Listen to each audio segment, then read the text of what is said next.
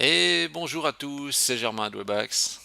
On se retrouve cette semaine pour un tutoriel un petit peu différent puisqu'il est orienté voyage. Et oui, alors, est-ce que vous aimez les voyages? Si c'est le cas, eh bien ça tombe bien. Et comme, et comme je suis un grand voyageur et j'ai beaucoup d'expérience dans le domaine, eh bien je suis légitime tout à fait pour parler de ça. Non, je rigole. En fait, je voyage quasiment jamais. Et à chaque fois que je fais des voyages, j'ai toujours plein de crises parce que j'ai de la peine à m'adapter quand c'est pas comme chez moi. Alors, aujourd'hui, on va voir justement si on peut euh, faire quelque chose dans le voyage sous PrestaShop. Parce qu'en fait, il y a quelqu'un qui m'a appelé, il m'a dit ah, est-ce qu'on peut faire, est-ce qu'on a une agence de voyage, est-ce qu'on peut faire sous PrestaShop, bah, vendre des voyages? Est-ce que c'est fait pour ça? Euh, Ma réponse a été, on va dire, assez mitigée. Ouais, comme j'ai dit souvent, bah, il y a des gros sites sur le marché. Et ben, il y a deux choix. Soit on code tout depuis zéro, on fait du sur-mesure, mais le problème c'est que ça coûte très cher. Ou soit on part justement d'une base existante, du coup on part justement d'une structure, un CMS du style PrestaShop ou un WordPress couplé à un WooCommerce, etc. On a des plateformes un peu avec des super plugins comme ça. Ça fait 80% du job, mais après le problème c'est que les 20% restants c'est super dur parce que on doit intégrer quelque chose dans un paquet de spaghettis. Là, c'est un peu plus compliqué. Donc, le pire quand on me dit justement, j'aimerais faire un site de voyage, vendre des voyages, etc., c'est euh, de se dire dans sa tête qu'on va devenir un leader tout de suite, dans le sens où il y a des très très gros sites avec des très gros moyens. C'est juste pas possible dans un premier temps. Ce qu'il faut se dire, c'est qu'il faut commencer par quelque chose de simple. Il faut expérimenter un peu le mécanisme, voir ce que ça donne, et passer par palier. Parce que si on se dit, les autres ils sont ici, nous on est là, puis d'un coup on va faire paf, ça va être très très très difficile. Donc mieux vaut expérimenter. Donc on va voir si on peut faire quelque chose avec le Presta. Et ce qui est important, c'est que si on fait justement du style, on dit ah oui, ok, on veut faire un site pour une agence de voyage avec un PrestaShop, le plus important, c'est de ne pas s'écarter du noyau. En tout cas, pas trop. Ça veut dire que tout ce qu'on arrive à faire sur les fonctions standards PrestaShop, il faut le faire sur les fonctions standards. Parce ce qui va se passer, c'est quand il y aura des mises à jour et tout ça, ça va être super compliqué de conserver tous les comportements. Si ça repose sur un module tiers, le module tiers n'existera plus, ou etc. Donc bien se calquer un maximum sur les fonctions natives. Donc ce qu'on va essayer de faire ensemble, on va essayer de faire une grosse vulgarisation, je dis bien vulgarisation, pour voir si on peut justement se servir de Presta pour dire voilà maintenant on veut vendre des voyages par exemple. Ça pourrait être dans d'autres domaines un peu plus spécifiques, mais c'est juste pour voir un petit peu l'approche qu'on peut avoir. On va pas faire un site de voyage en 20 minutes, hein. Nous ne sommes pas encore les kings à ce point, mais on va essayer de définir les grandes lignes. Euh, et il faut savoir que vraiment il y a des gros sites d'agences de voyage qui font vraiment des très très gros développements. Donc du coup, il faut essayer de trouver un compromis. Mais pourquoi pas pour des petites agences de voyage, etc., de se dire on substitue un CMS, on fait quelques adaptations pour que ça fasse le gros du job. C'est ce qu'on va voir ensemble. Alors donc on va voir ensemble, comme dirait mon ancien patron, euh, le proof of concept. Hein, voilà, ça m'a toujours fait rire cette expression. Et maintenant, maintenant je suis presque comme lui. Je dis la même chose, voilà. Alors, c'est parti, on y va. Euh, alors, qu'est-ce qu'on va faire? Alors, on va déjà définir quelques règles dans notre tête. C'est, bon, on va se dire, on est une agence, j'allais dire une agence web ou une agence de référencement, mais non, on est une agence de voyage suisse. Et le départ, bon, on va dire, sera à Genève, de nos croisières, enfin nos croisières, oui, parce que je me suis dit qu'on allait faire des croisières. Bon, ben, on va commencer à créer une structure. Je me dis, allez, bon, déjà, il faut définir une arborescence, hein, donc comment on va structurer nos voyages. On va se dire, bon, ben, les catégories, on va faire peut-être on va peut-être créer une catégorie qui s'appelle croisière. Alors, demandez-moi pas trop de trucs sur la géographie parce que j'ai toujours vraiment eu des notes catastrophiques en géographie. Encore maintenant, j'ai vraiment un peu aucune idée. Alors, si je fais des trucs aberrants, ne vous inquiétez pas. Alors, euh, voilà, donc j'ai créé ma catégorie croisière. Bon, bah, je vais créer une sous-catégorie qui sera, bah, on dira Grèce. Je pense qu'il y a des gens qui, enfin, ça, il faut voir comment les gens font leurs recherches. Mais je dis, ah oui, je vais faire une. D'abord, je me dis, qu'est-ce que j'aimerais faire? Ben, une croisière. Et où est-ce que j'aimerais faire la croisière? Par exemple, la Grèce. Donc, je crée plusieurs catégories. La Grèce, Europe, Italie, enfin, j'en sais rien. Quelque chose, il faut créer quelque chose, bah, une structure qui soit logique, quoi. Je pense par zone et par pays, ça peut être intéressant. Enfin, attention, hein, je vulgarise là, hein, je fais simple. Bon, bah, j'ai créé juste une structure de catégorie. J'ai juste ajouté ça dans le menu, hein, puisque là, ben, maintenant, il n'y a rien. On va pas tout refaire, hein. On va essayer de mettre le concept, hein, pour voir si un concept, on est possible de s'en rapprocher. Donc, dans le menu, on va essayer de mettre, bah, voilà, croisière. On ajoute notre croisière à notre menu. Notre menu, qu'est-ce qu'il fait? Ah bah, j'ai pas, est-ce que j'ai pas enregistré? Alors, hop. Alors, croisière, parfait. Alors, je veux aller en croisière, bon, je veux aller en Grèce, bon. Ok, maintenant il me faut un produit pour la Grèce, alors je vais faire un... Je crée un nouvel article. Je vais appeler, ben, Rome et Grèce antique par exemple. Alors, c'est pas par hasard que je dis ça, parce que j'ai quand même regardé ce qu'il y avait comme croisière. Parce que sinon j'aurais mis un truc à coucher dehors, je pense totalement illogique, donc j'ai vu qu'il y avait croisière pour Rome et Grèce antique. J'ai dit bon, ben, on va prendre ça. Ok, ça, et puis qu'est-ce qu'on va faire d'autre? On va mettre quand même bah, une petite... Là, je m'éternise pas sur les standards, sur genre les photos, qu'est-ce qu'on met, etc. Ici, on va plus s'intéresser à la problématique du voyage. Donc, on va essayer de mettre une photo de croisière. Bon, ok, on visualise le produit. Ok, bon. Là, on est encore en mode un peu Presta, tout basique. Bon. Maintenant, pour vendre en voyage, on a besoin d'infos. Alors, ce qu'on va essayer de faire, c'est on va créer, là on a besoin un peu de créer des déclinaisons quand même, on va en créer pour arriver à un peu un truc un petit peu plus voyage, hein. Ce que je vais créer, c'est que je vais créer un nouvel attribut qui va s'appeler une personne. Et ouais, vous allez comprendre pourquoi je l'appelle comme ça. J'ai un nouvel attribut donc qui s'appelle, enfin un groupe hein, qui s'appelle une personne. Je mets ça là, voilà. Et dans lequel je vais créer bon, des attributs.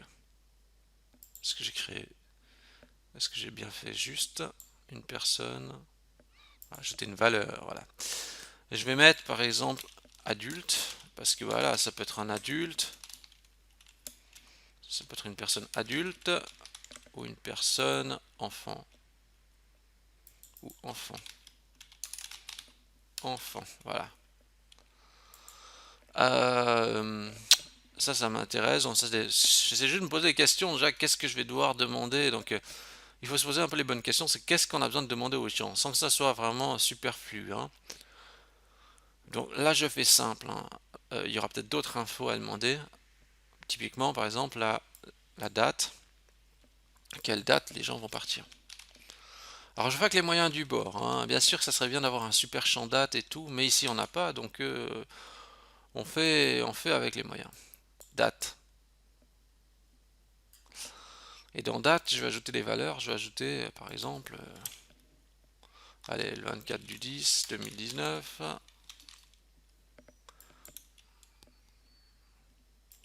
Alors, à nouveau, c'est vrai que ça semble un peu un peu du travail, j'allais dire du travail de singe, comme on dit. Mais c'est voilà, je me sers des mécanismes existants. Donc je crée toutes les dates, donc on pourrait créer 365 enregistrements, comme ça on a toutes les dates de l'année, par exemple. J'essaye de vulgariser au max. Bon, ok. Maintenant, ce qu'on va faire, c'est qu'on va essayer dans notre produit, on va créer, bon, on va générer les caractéristiques, générer les caractéristiques. On va mettre justement produit avec déclinaison et on va aller dans les déclinaisons générées. On va dire ok, cette croisière a lieu de date, ce genre de date là, ou alors on pourrait créer par tranche de date. On pourrait dire du tel et tel au tel et tel, hein. Et là, je ne suis pas trop fait de réflexion aboutie sur les dates, mais en tout cas, on sait qu'on va demander une sélection de dates où on va déjà définir la tranche, hein, on ne laisse pas faire n'importe quoi, hein. On va dire aussi les personnes, adultes, enfants, etc. Et on génère tout ça. Ok, alors, les adultes, je fais volontairement simple, les adultes c'est 1000 francs, 1000, 1000, et les enfants, parce qu'on est cool, c'est moins cher, hein.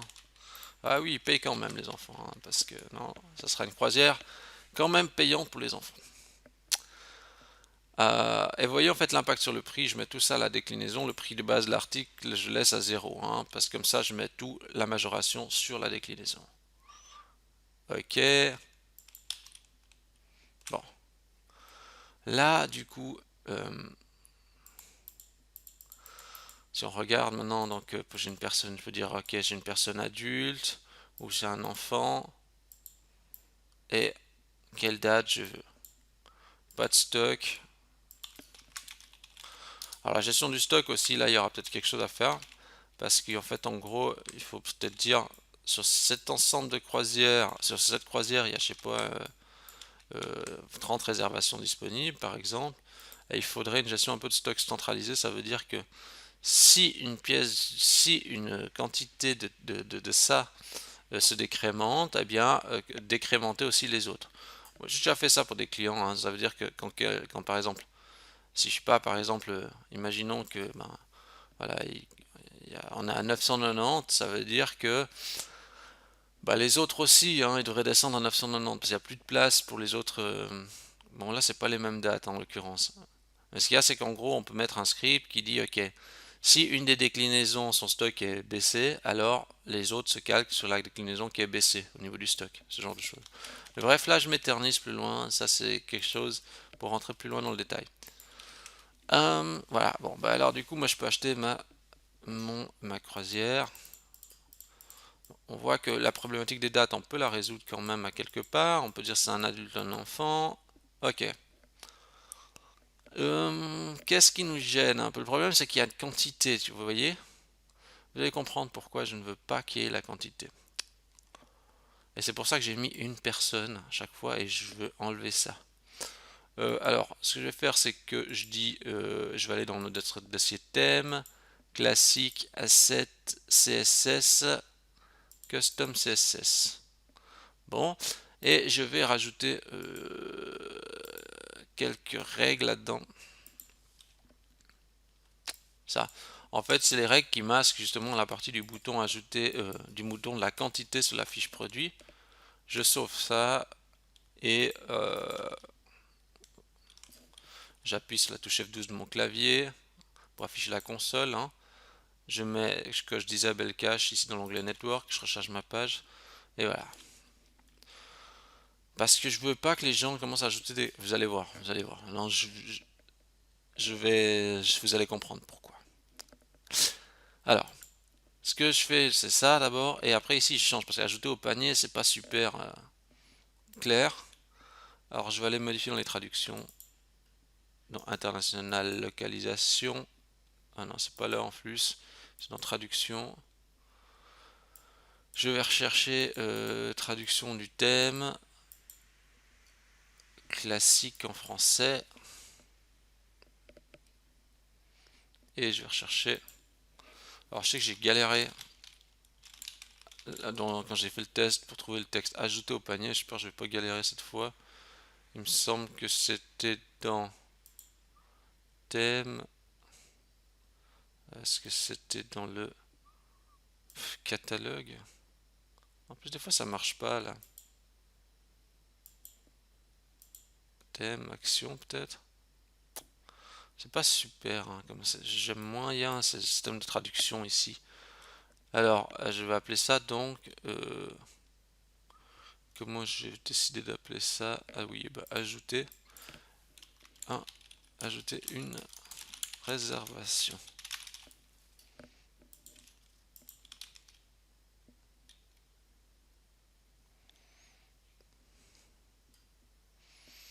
Ça mouline, ça mouline. Voilà, un peu plus clair qu'ajouter au panier, hein. Le truc, c'est que quand quelqu'un réserve pour un voyage, je ris parce que je fais genre c'est comme si j'étais une personne qui voyageait beaucoup, alors qu'en fait pas du tout. Donc j'ignore certainement plein de choses du voyage.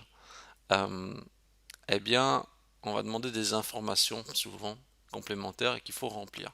Alors pour ça, on va pas s'embêter, on va utiliser simplement les champs de personnalisation. Et là, vous voyez, le fait d'utiliser des fonctionnalités natives, ça va être vraiment bien parce que ça va éviter que d'utiliser sur un module tiers qui n'existera plus dans les prochaines versions, tout ça, c'est pas ça, c'est vraiment prendre des risques.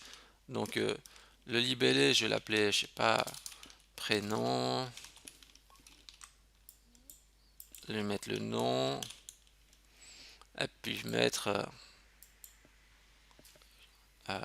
j'essaie de faire avec les moyens du bord. Vous voyez, avec le fichier, on pourrait demander la carte d'identité s'il y a besoin ou ce genre de truc. Mais là, on va faire, moi je vais faire simple, hein, je vais juste demander le nom et le prénom. Ouais, j'enregistre comme ça et je recharge ma page. Alors là, à nouveau, il y a un truc un peu bizarre, ça vient avant ça, et tout ça, c'est pas super logique. Alors, ce qu'on va juste faire, c'est juste pour la forme, on va retoucher un fichier qui est, on va retoucher le fichier pour déplacer juste cet élément-là. Donc on va aller dans Template, classique, ok, Template, catalogue, product, voilà. Et normalement, on a une zone où c'est écrit Custom. Vous voyez, ici, si le produit est customisable, alors inclut la zone de customisation. Bah, ça, on enlève, hein, parce que c'est ça, en fait, qui fait afficher les champs. Vous voyez. Mais on enlève temporairement, hein, parce qu'en fait, on va le réintégrer. Bien sûr, on va juste déplacer ce bout de code quelque part. Alors, je vais juste ouvrir mon exemple. Hop. Bon, dans l'exemple que j'ai fait, c'est le même code que j'ai juste déplacé un peu plus bas, hein. J'ai mis où ça? J'ai mis là. Alors, où est-ce que je prends ce même code?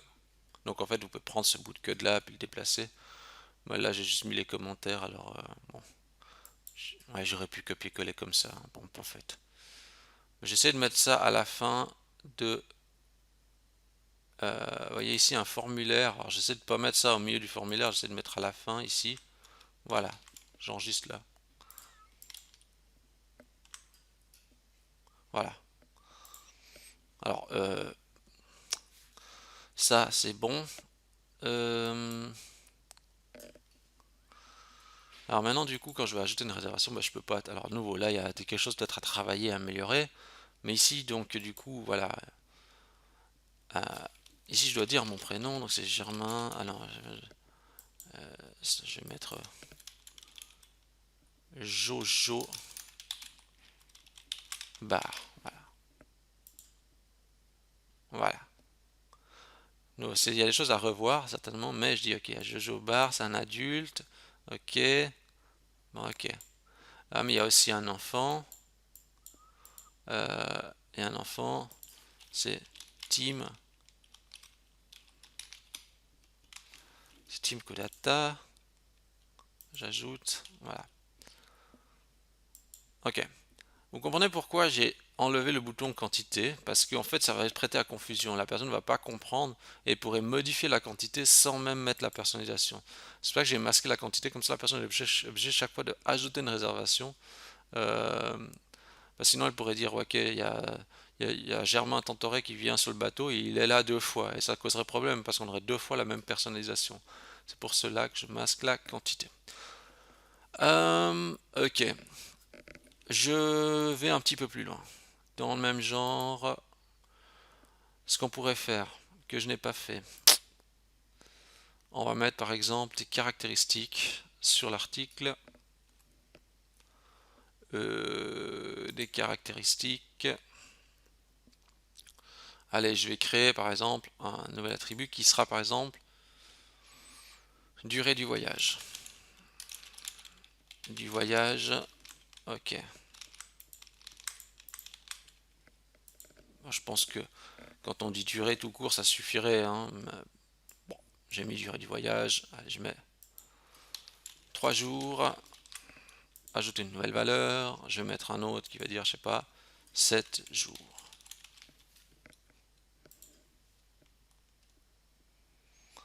Maintenant, je vais retourner dans mon produit et je vais dire, ok, lui, ben voilà, il a une caractéristique je sais pas combien de temps ça prend de faire ça, mais c'est pas grave. On va ajouter, on va dire que cette... qu'est-ce que j'ai fait? Ouh là là, est-ce que je me suis trompé?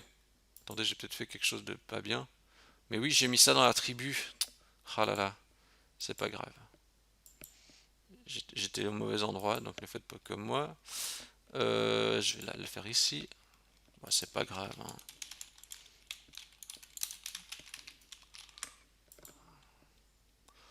Alors, durée du voyage. Allez, 3 jours. Et 7 jours.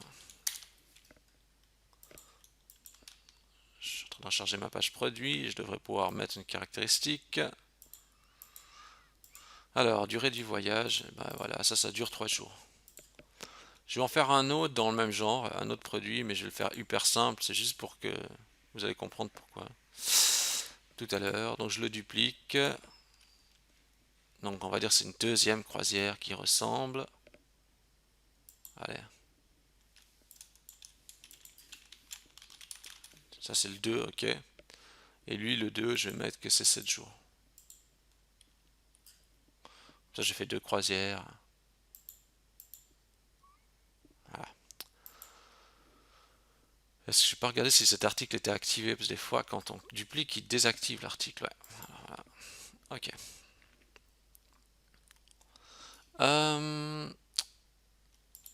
J'ai pas regardé non plus si l'article était catégorisé correctement. Ah bah non, il n'est pas catégorisé, donc on va le mettre dans la bonne catégorie, hein. Chose que je n'ai pas fait. Alors, je le mets dans la catégorie graisse. Et l'autre aussi, je vais faire pareil. Je vais le mettre là-dedans. Voilà. Je regarde juste si les deux produits apparaissent. Ok. Il y a 2 croisières qui apparaissent. Bon. Qui se ressemblent, mais c'est juste pour notre test. Maintenant, ce qu'on va faire, c'est qu'on va utiliser le filtre de navigation à facettes. On va le configurer. On va juste mettre quelques critères et qui seront par exemple intéressants. Donc je coche croisière. Voilà. Alors non, les attributs personnes, ça c'est pas très intéressant. Par contre, ce qu'on peut voir, c'est que si on fait ça, maintenant c'est intéressant parce qu'on peut dire ok, j'aimerais un voyage qui dure 3 jours. Ok, bah lui il dure 3 jours. Ah bah c'est un peu un voyage qui peut m'intéresser. Alors j'aimerais bien peut-être faire lui. Tout comme les dates, dire ah oui, mais moi je suis disponible à telle date. Ok, je suis disponible à telle date. Je sais pas pourquoi ça coche pas. Je sais pas pourquoi ça s'affiche comme ça. Normalement il y a le vu dedans. Ici je sais pas pourquoi. Est-ce que c'est un bug cette version? Je sais pas. Et là ça marche? Ouais, bizarre. Je sais pas si c'est parce que l'attribut s'appelle date ou autre, ou c'est parce qu'il y a qu'un seul élément, je sais pas. Je vais pas approfondir trop ce détail, c'est pas ça qui m'intéresse, mais on voit ici que ça filtre par date, par durée du voyage et tout ça. Donc quand même intéressant. On repose toujours sur les mêmes mécanismes de base. Et qu'est-ce qui se passe ensuite? C'est que si on va dans notre panier, on se rappelait tout à l'heure, on a commandé. Bon, on voit ici, on a pris il y a un adulte pour la date telle et telle. Et ben, c'est Jojo Bar et c'est l'enfant qui s'appelle Tim Kodata. Voilà. Ne me demandez pas pourquoi c'est ces noms. C'est mon cerveau qui a décidé ces noms-là à cet instant-là. Voilà. Alors après, qu'est-ce qu'il faut faire? Alors bien sûr, on est d'accord que ces informations-là, peut-être qu'on aimerait les avoir directement ici sans cliquer sur le bouton. Ici, ben, il faudrait qu'on masque les boutons de la quantité pour pas que les gens y changent, etc. À commander, on va pas appeler commander, on va appeler plutôt réserver. Livraison, ben ça, on va masquer. Euh, mais on arrive à un concept. En fait, après, il y a un concept de présentation un peu à revoir et de masquer les éléments inutiles, voire les renommer, pour arriver à quelque chose peut-être qui puisse se rapprocher un petit peu plus des possibilités du voyage. Donc voilà, là j'ai juste vous montrer un petit exemple, je me suis dit, ah oui, tiens, c'est en cumulant ces critères-là, pourquoi pas, on peut déjà faire un bout. Tout dépend bien sûr de là où vous voulez aller, mais je trouvais amusant de faire cette expérience en l'espace d'une petite demi-heure, juste pour voir qu'est-ce qu'on pouvait faire. Ben voilà, je crois que tout est dit. Si vous avez aimé ce tutoriel, n'hésitez pas à liker la vidéo. Si vous pensez lancer votre agence de voyage prochainement, vous pouvez dire youpi et liker aussi la vidéo. Et peut-être ça vous inspirera, surtout les chants personnalisables, etc. Ça c'est toujours quelque chose d'un peu intéressant. Et bah, ça peut toujours être des petits plus quoi, pour demander des informations à vos clients. Bah, sur ce, je crois que tout est dit. Du coup, ah oui, bien sûr, si vous voulez, vous pouvez bien sûr me donner 5 étoiles dans Google. Vous recherchez Webax, W-E-B-A-X, Webax dans Google, et ça m'aide à être toujours plus visible. Donc, si vous me donnez 5 étoiles, ça me fait super plaisir. Voilà, ben, je crois que tout est dit. Et sur ce, ben, je vous dis bonne semaine et à la semaine prochaine. Merci à tous.